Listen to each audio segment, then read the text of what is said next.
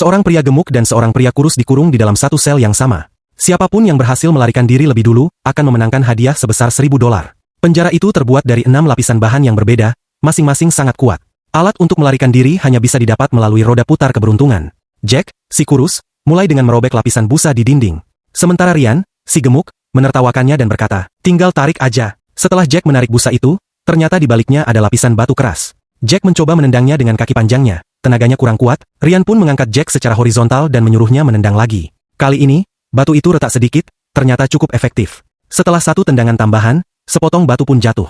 Di baliknya, tampak lapisan kedua, busa tebal. Jack memutar roda dan mendapatkan tongkat bisbol.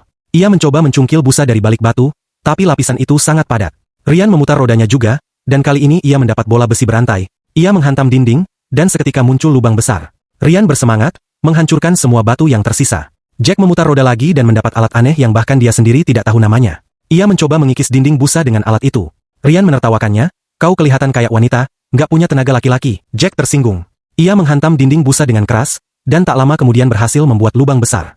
Ryan memutar roda lagi dan mendapatkan sebuah sekop kecil, lalu mencungkil dinding busa beberapa kali hingga lepas sebagian besar. Di baliknya, terlihat lapisan ketiga, puluhan rantai besi. Jack memutar roda lagi dan kali ini mendapat botol cairan pembeku. Ia menyemprotkannya ke rantai, berharap rantainya bisa retak dan putus. Tapi kenyataannya jauh dari harapan, rantai itu tetap kuat, sama sekali tak bergerak. Jack menghela napas dan melanjutkan tantangan. Kali ini, Jack mendapat kail besi. Ia mengaitkannya pada rantai dan menarik sekuat tenaga, tapi rantainya sama sekali tak terputus. Ryan yang tak sabar merebut kail itu dan menghantamkan pada rantai. Beberapa rantai langsung putus, ternyata memang si gemuk punya tenaga lebih besar. Dalam waktu singkat, separuh rantai berhasil dihancurkan.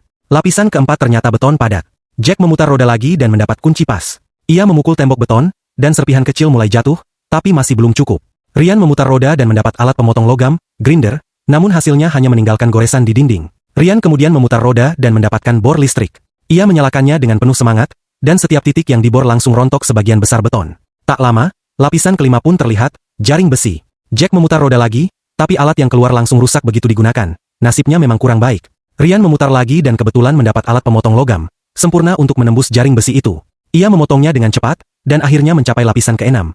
Papan kayu solid yang sangat keras. Ryan memutar roda sekali lagi dan mendapat kapak besar. Dengan gembira, ia menebas papan kayu itu hingga berhasil menembus dinding terakhir. Sementara itu, Jack akhirnya mendapat alat yang bagus juga, gergaji listrik. Ia dengan mudah memotong papan kayu di depannya.